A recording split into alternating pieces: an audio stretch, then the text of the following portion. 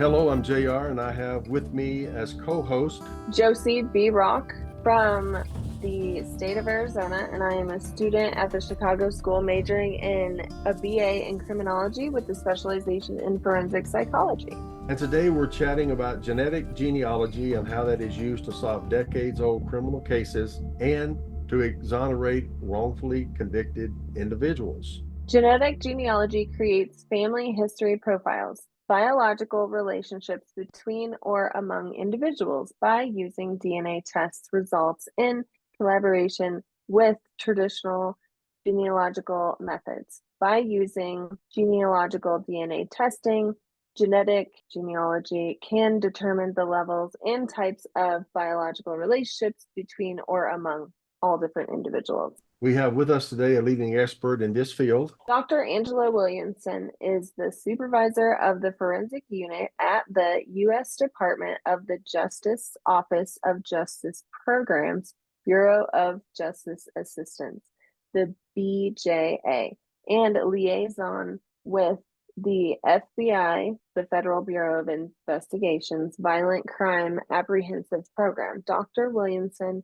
also serves as a forensic subject matter expert for the BJA and the FBI's Behavioral Analysis Unit, and she assists law enforcement agencies across the United States. Dr. Williamson established and supervised the National Sexual Assault Kit Initiative along with other forensic-based programs at the BJA. She has over 18 years of experience as a forensic specialist working on complex criminal cases and missing unidentified person investigations. Relative knowledge of current forensic practices and emerging technology, and routinely trains law enforcement in all aspects of forensics, including advanced DNA techniques from crime scene evidence. Angela received her doctorate in molecular biology and biochemistry from the University of Queensland in Australia. Welcome, Dr. Williamson. Do you prefer Angela, Dr. Williamson, or you tell me? Angela is just fine. Okay. And the first thing is we really do, both Josie and I both appreciate you being here for this podcast for our students. If you Google the Chicago School, you can find out a little bit about us, but we're from the Department of Criminology and Forensic Psychology. If you could start off, if you don't mind, just tell us briefly about your professional background. Yeah, sure. I've been a forensic DNA specialist for almost 20 years now. I have worked in state labs, private labs, the National Center for Missing and Exploited Children, obviously now with the U.S. Department of Justice. One of my other roles that I also serve as the FBI's Behavioral Analysis Unit Forensic DNA Specialist. So the good thing about my current position is I get to run these national forensic-based programs, but I also work cases with profilers and state and local law enforcement across the country. Well, that's fantastic. And tell us a little bit about how you became involved in that as your profession. What drew you to the field of like genetic genealogy and that particular and DNA, because you could have done many different things. So what kind of drew you to that? Everyone laughs, but it's a true story. I grew up in the country in Australia. We had 2 television channels, and on one of them I got the X-Files. And I always had a passion for science. Especially DNA was really kind of booming at that time. And I wanted to be like Scully. I wanted to be able to use science to help solve crimes. So that's kind of how it ended up. And the amazing thing is I actually am in the X-Files unit, which is the Behavioral Analysis Unit, and that's where I get to work now. So it worked out okay. Yes. And just for our listeners, they may not know what the Behavioral Sciences Unit is of the Bureau of Justice or the FBI or whatever. Can you just give us a brief what behavioral analysis? Yeah, so the Behavioral Analysis Unit, I think everyone knows, they've heard of FBI profilers. That's where the profilers are housed. If you watch Mindhunters, that's what Mindhunters is based on. So it is the highly experienced, either former supervisory special agents or other police that have come into this role, and they go through a lot of training to really look at violent crimes from a behavioral lens. So looking at how suspects typically offend, looking at unsolved cases, what kind of behavioral traits they're seeing, what type of suspect that might be. It's not like, I think a lot of people still think they're writing these profiles. Oh, this offender is most likely a single male who lives in their mother's basement. They've definitely moved away from that. Now it's more about, well, if you find an offender, how do you approach that offender? How do you conduct an interview with that offender? So it's really understanding human behavior and how that can be utilized to best solve cases. So could you please explain in layman terms what forensic genetic genealogy and how does it work? Like how it's all correlated together. Yeah, so if I can just say FGG now, we've defined it. It's the application of really investigative work with genealogical analysis. So I think most of your viewers will be familiar with people tracing their family trees, and they're looking at branches of the tree and they're looking who's related to who.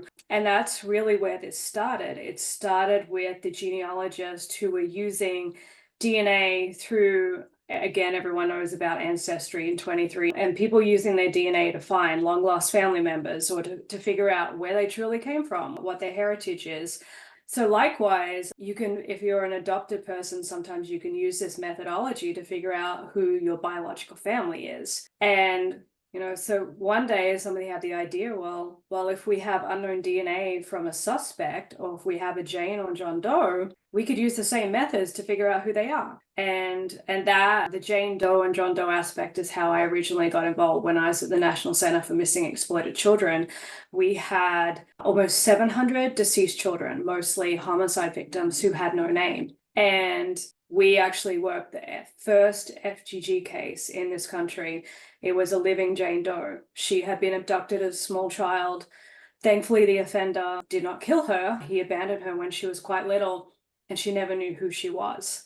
And so it was the first time it was used to give her her true name back. And then it turned out that she had been abandoned by a serial killer who had lived under an alias, and then it was used to figure out his true identity. He had since died in prison. And you can Google that. That is Terry Rasmussen. That is on the internet. There's a great article called Finding Lisa, and that is about the living Jane Doe and finding her identity. So that's where I really got into it, and where it was first used in criminal cases. And that was a few years before Golden State broke. Has this been used also to exonerate people from crimes that you know of? Has any of this FGG been used for that? I actually can't think of an example off the top of my head, but I don't want to insinuate by that it hasn't. And if it hasn't yet, I think it'll only be a matter of time. Okay. And the primary function, I guess, of your department would be to assist local, law enforcement agencies in their pursuit or investigations. Is that primarily what your office does? We support the entire criminal justice system. Okay. So yes, law enforcement, prosecutors, and post-conviction work as well. We support the post-conviction with DNA testing program, medical examiners and coroners, and then all our lab folk across the country are supported as well. Started a sexual assault kit initiative when you've got there at the BJA? Yes. Yeah. So kind of what that is, what the purpose of that is? Yeah, so I was originally hired by the Bureau of Justice Assistant, which is a branch of DOJ, to create the National Sexual Assault Kit Initiative. And I have been with the program ever since. I have a lot more forensic programs under my portfolio now, and thankfully a whole team to help. So the whole point of SAKI being developed was that everyone was pointing out that there were all these unsubmitted sexual assault kits across the country. These were kits that had never gotten to a lab, that had been collected and put on a shelf. Now, there's a lot of criticism about that. However, I do want to note that a lot of these kits were collected in the 70s, the 80s, the 90s. Well, DNA, as we all know it, as a crime-fighting tool, came into play truly with a national database and fully utilized towards the end of the 90s, so around 98, 99. So I am forever thankful that we have basically 3 decades of kits that were collected and kept. So there was those, but then there were more recent kits as well. So I'm not downplaying that. There are a lot of cases. And I think everyone will understand that agencies didn't have the money, didn't have the resources to go back to these kits and get them tested. So that is what SAKI was about. We are up to over 250,000 kits have been identified across the country so far. It's expanded well beyond the kit. That's kind of a theme as we really started getting into it. It's testing the kits. It's testing what we call secondary evidence, which could be clothing, bedding, even weapons, whatever else is collected in relation to the case. Unfortunately, there's a lot of sexually motivated homicides as well. So we address those under SAKI. And then, what we're seeing out of SAKI is all these serial offenders. Because one DNA wasn't being utilized or didn't exist to be utilized to link all these cases together. So that's been one of the biggest findings. The other biggest one is that a lot of people in law enforcement and even the public would think, oh, if you're a rapist, that's all you do. Or if you're a stranger rapist, you don't rape family members. Or if you're raping family members, which is a sad reality, you're not the scary stranger rapist. And what SAKI is showing is none of that is true. You can equally be a sexually motivated offender, and sometimes you kill somebody. Or you might have drug felony arrest or robbery arrest and charges. So we're seeing a lot of just criminal behavior. And then in terms of victim selection, often it comes down to whoever is available. So that is really changing how these cases are being worked and what we can tell law enforcement about how you should be working more current cases. So SAKI is to address cold cases, but it's to help everyone do their jobs better going forward. And so it's kind of connecting the dots within the DNA of these perpetrators. Yeah, so DNA is the main tool we use for these cases to connect the cases and then to identify the individuals. And that's where FGG come into SAKI, because we use CODIS, the National DNA Database, like everybody else in law enforcement. And that gets a lot of hits. But what do you do when it doesn't get a hit, but you have good DNA? And with my experience with FGG at the National Center for Missing and Exploited Children, I knew it was being utilized more and more for criminal cases. And so I had SAKI sites saying, we've got this guy who's linked by DNA to 7 cases. There's no hit in CODIS. We've got no investigative lead. I was like, let's do FGG. So SAKI was the first federal grant program to allow and fund the use of FGG. Oh, okay. I know that early on in, I guess, the 70s, and so there was a wrestler, agent wrestler, and some of the group, interviewed a lot of the serial killers that were incarcerated at that time. Are you finding in your research that what they did is holding true pretty well, or are you finding that it's not? Or, can you talk a little bit about that, I guess? Yeah, I mean, they were, that was the hallmark, like the landmark work was done by them. But it's funny you bring that up, because we actually this year just started a renewed BAU project, so run by the research division of BAU with SAKI sites. What we're actually doing is looking at all of our data, and we're updating all of those publications. Because I hate saying the one good thing, but it is a good thing that is coming out of SAKI, is that we are looking at over 250,000 cases across 44 states, spanning all the way back to the 1960s to yesterday. So we are having a never before seen snapshot of offenses and offenders. So we are using that. We are making good out of a bad situation, and we are working that with the FBI to update all those publications. Yeah, a few of the biggest things that we are seeing is the crossover offending that has never really been. Anecdotally, some people were kind of noticing it, but that was never identified before. And then just victim selection. It was always thought, again, if you were a stranger rapist, that's all you did. And we are showing no. And that's huge for law enforcement as well, like what victims are being targeted. When you tell people it's basically whoever they see, whoever they want, whoever they can get, that changes a lot of things. Yes. And just for our students and our listeners, can you explain what crossover offending is, just so they know what that means? Yeah, it basically means you're an individual who will commit a criminal act of whatever takes your fancy that day, is kind of a layman's term of saying it. But again, you might kill somebody one day without even a sexual component. You might commit rapes. And we've seen a lot of people always think there's a progression. Not necessarily. We've seen homicides, and then they commit 2 rapes and then do another homicide and then maybe a rape murder. We're seeing that the majority of serial offenders we're identifying through DNA do not have sexually motivated criminal convictions. They have convictions for other violent crimes, but none with a sexual component. Doesn't mean they haven't done others, but their known convictions are to different types of crimes. Okay. And so it's keeping them in the dark when it comes to their other crossover crimes. The Pretty biggest thing much. is that I think traditionally everyone thought you could put people in a lane. So you're a rapist, you're a killer, you're someone who likes to rob banks, you're someone who does drug felony offenses. And we're seeing now you're running across the lanes. You're not staying in one. Okay. That has the biggest implication for law enforcement, because law enforcement has what? Different divisions. They have their homicide, they have their narcotics, they have their SVUs. And I think most people don't realize they rarely talk to each other because they're all busy working their cases. And funding for some cold case work in the area of FGG or DNA analysis if they don't have the money and need assistance. Can you explain about how you provide grants and things of that nature? Yes, so SAKI in itself is the largest cold case grant program in the country. So it's entering its 10th year and has awarded almost $400 million to date to law enforcement agencies across the country. So each year we have about $50 million to award. So local, state law enforcement agencies, often coupled with their DA's office or prosecution agency, can come in for awards up to 2.5 million each. And you can come in multiple times. So you might get an award in 22, you're going to come in this year for another one to continue your work. So like I mentioned, SAKI has always been a DNA-centric program. So the whole intent of SAKI was to utilize DNA to test these kits and solve as many as you could.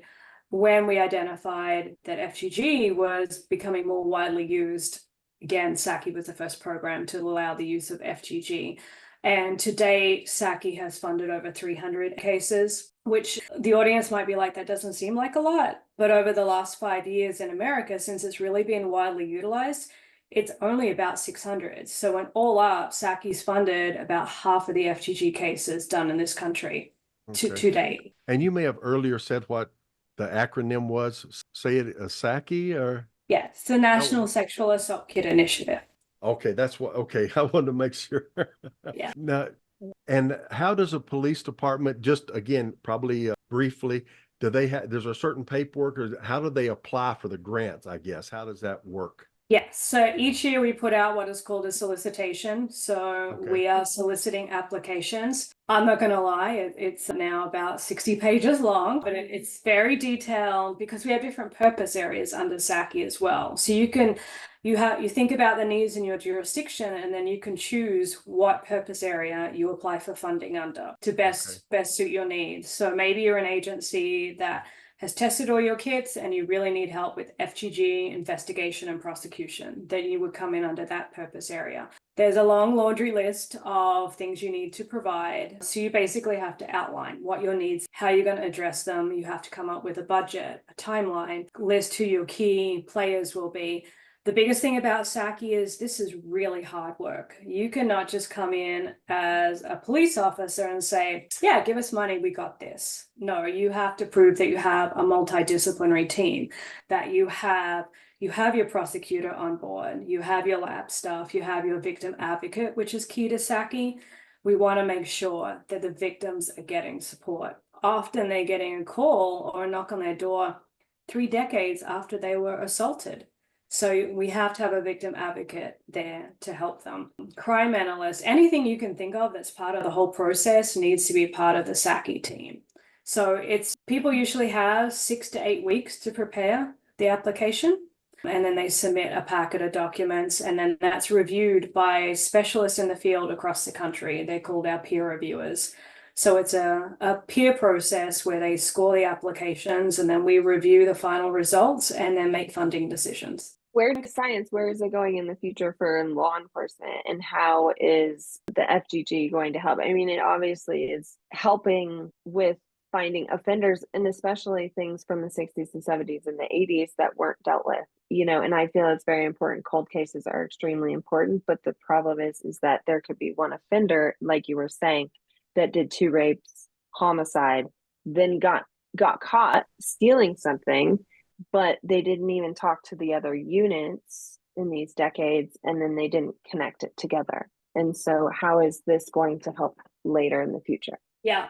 So I think one really important thing to point out about cold cases that a lot of people don't connect the dots on, and I get all the time, why are you so focused on cold cases? People who commit these crimes typically don't retire. So, okay, it's a cold case, they're still offending, and if you don't stop them, they're going to keep offending. And that is especially the case with serial rapists. They are rarely a one and done type of criminal. So that's really important. Equally important is telling the survivors who did this to them, giving them answers, giving them, if the individual is still alive, the chance to prosecute and go to trial. Sadly, we have a lot of victims who are deceased, and then we have homicide victims. Their families are waiting for answers. So that is the biggest focus on this. You know, in future directions, it's driving how these cases are worked. And you brought up about not connecting the dots. So one, making sure the most advanced DNA technology is applied to every case where it's possible. So the other thing that SAKI does is we have a partnership with the FBI's Violent Criminal Apprehension Program. I know I keep referencing TV shows, but your listeners are probably familiar with Criminal Minds. That is VICAP. And that is a national crime fighting database that compares cases across jurisdictions based on MO. So you don't have to have DNA to have your case in VICAP. And that's why I started the partnership, because if you have a case where you don't get DNA, what do you tell that victim? Sorry, you've waited 20 years, you're out of luck. No, we can put that case into VICAP, because often, especially with sexual assaults, you have a living victim who can tell you a lot about what happened. Was there a weapon? Was there a vehicle? Tattoos? Even down to, did the offender smell a certain way? And all of that can go into the VICAP database. So, you know, there's a lot of things that we're trying to drive under SAKI. Yes, the DNA is super important, but VICAP is really critical in sharing information, even locally, again, so agencies can see each other's cases, and then across the nation as well. And we've had many cases connected through the VICAP database. Well, I really like that you pointed out that offenders don't stop if they're not caught. Like if you have a serial rapist and it's been since 87 and he keeps doing it the same exact way, well, he's obviously not stopping, but we haven't caught him for the right crime. And even if we got him on drug possession, that doesn't necessarily mean that they talked to the rape unit and that communication was happening. Yeah, exactly. So I kind of presented on this at an international conference, and I called it Looking Forward by Looking Backwards. And that is the biggest thing I can stress about cold cases. That case might be cold, the offender most likely is not. Right. Can you provide maybe a couple of case examples, maybe recently, or if you have to go back a little bit, in which led to an offender identification? Any particular one or two come to mind? Yeah, I would love to talk about a local one that was a very high profile sexually motivated homicide. Julie and Lolly were their names. It's more formerly known as the Williamson Winans Shenandoah homicide. A couple had just been camping, enjoying life, and they were raped and murdered in Shenandoah. In this area of Virginia, there's a series of cases, and they never knew if they were all connected or not. And Julie and Lolly's case had been looked at. It was 28 years old. So it'd been looked at many times. The evidence had been tested several times, but what we did was a renewed effort on looking at the evidence, because DNA rapidly evolves. So we all sat down, and I say we as in the FBI, the local law enforcement agencies, and the Virginia SAKI team. And we had a big case consultation. We went through every single piece of evidence in a spreadsheet that was, I don't even know how many rows long it was, and just looking at everything that had been done. And it was very much a group effort, but the Virginia SAKI team was key in funding all that evidence being tested. That led to the suspect's DNA being found on items that, again, had been tested before with no results, but with more modern testing, and got enough for a CODIS upload, and it hit to a now deceased known serial rapist out of Cuyahoga, Ohio, which is another SAKI site. And they actually helped get the DNA sample from the deceased offender to do the confirmatory sample. So this could be reported to the family, cases could be closed, and the media could be informed and publicly released. And like everything, the most important thing was when we knew the family had been told. So they knew what happened to their daughters, they knew who did it. But again, he had killed Julie and Lolly and then went on to commit a bunch of rapes back in his hometown. So it just shows what I've been talking about. Right.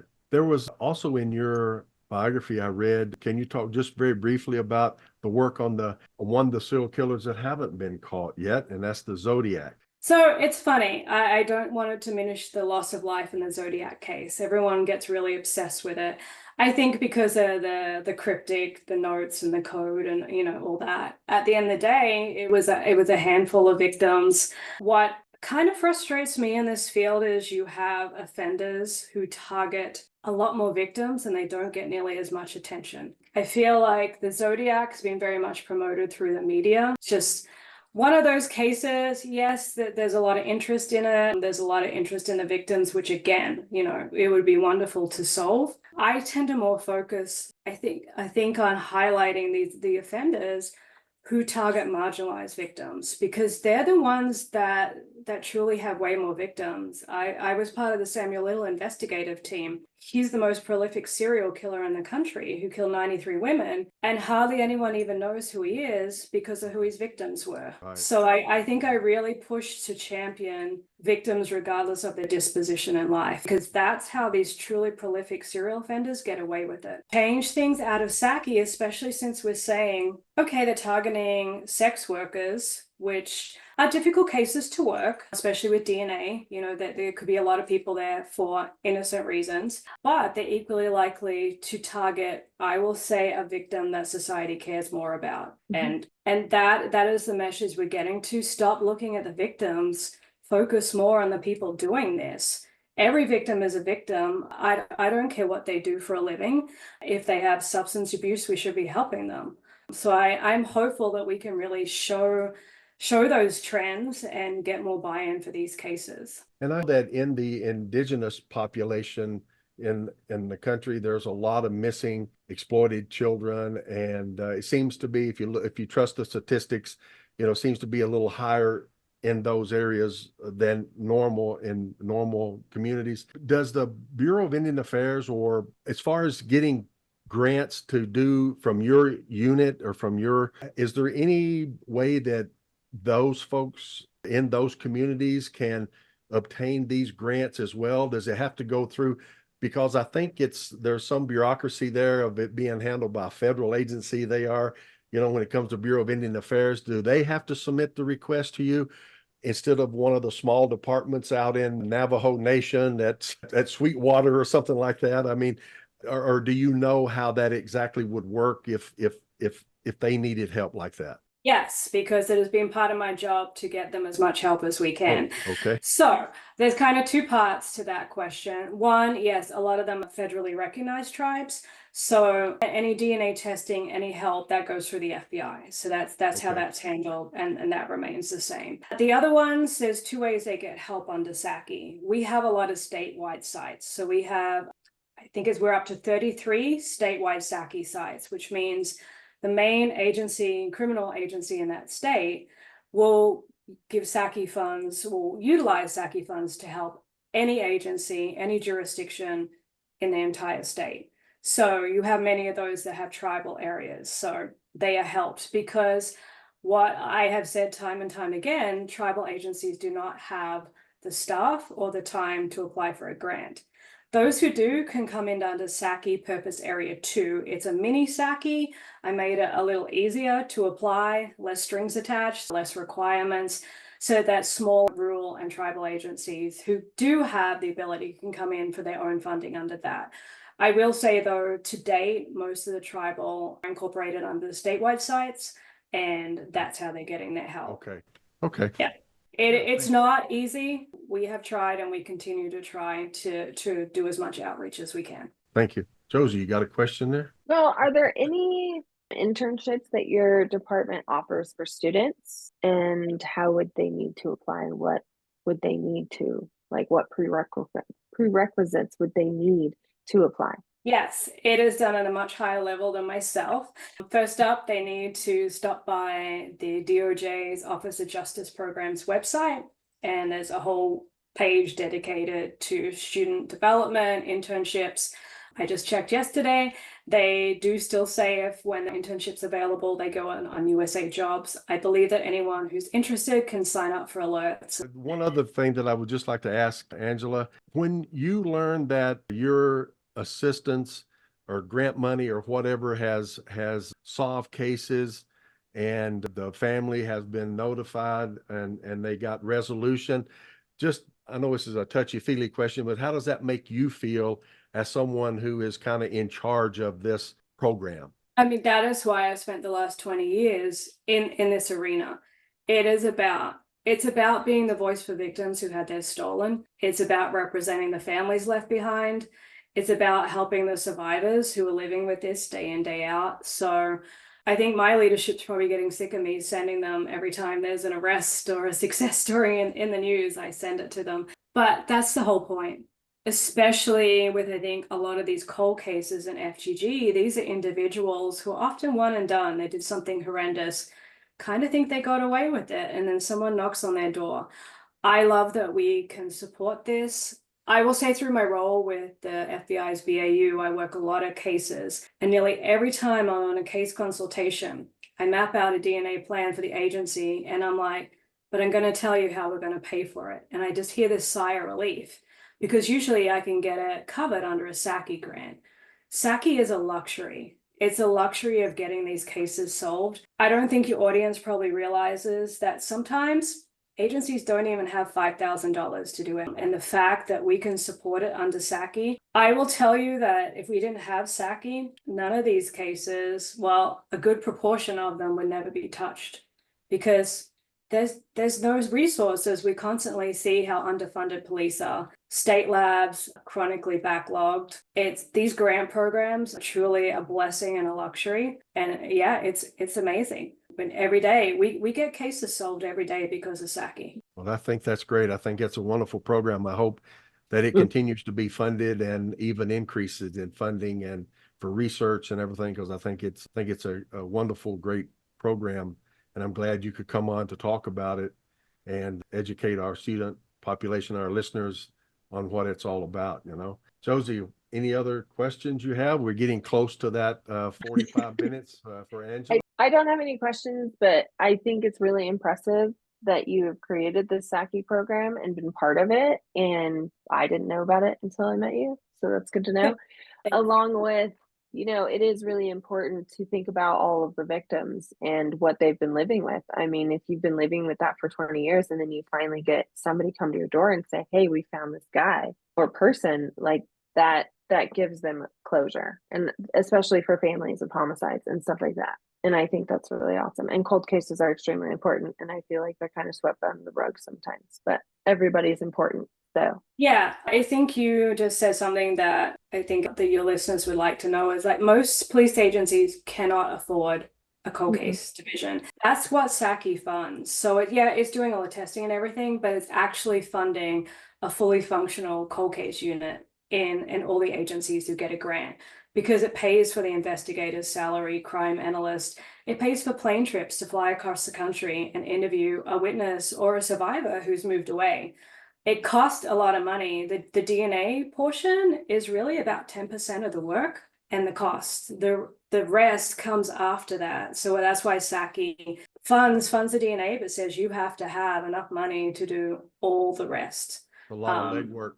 It's a lot. And also, especially for your young listeners, I know it's shocking, but things weren't digitized back in the 60s, 70s, 80s. A lot of research by thumbing through documents like I had to do back in the day. Yeah, it is. It's archives at the library. Yeah. I would love that job. That they've never heard of. Microfiche, what's that? I know what my is. Well, we do appreciate you taking the time out of your busy schedule and day to be with us. I'm sure our students are going to love it. And based on what you've said here, maybe follow in your footsteps, so to speak, and be a contributor as a scientist who help the victims and identify these folks. Criminology Chats is brought to you by the Chicago School. For more information about the institution, please visit www.thechicagoschool.edu. I would like to extend my gratitude to the students who participated in this episode. This podcast is produced and edited by A.M. Peters with additional post services provided by Audio Photo Synthesis. I'd like to give a special shout out to her because if it wasn't for her, this episode and all episodes would not be possible. So thank you so much, Amy. I'm J.R. Rainbolt, your host, and I eagerly anticipate you listening to our next episode. Be safe out there. The views and perspectives shared in these recordings are intended solely for informational purposes and do not reflect the official stance or policies of the speakers or the Chicago School. Any commercial products and manufacturers mentioned are included for informational reasons only and do not imply endorsement or approval by the speakers or the Chicago School.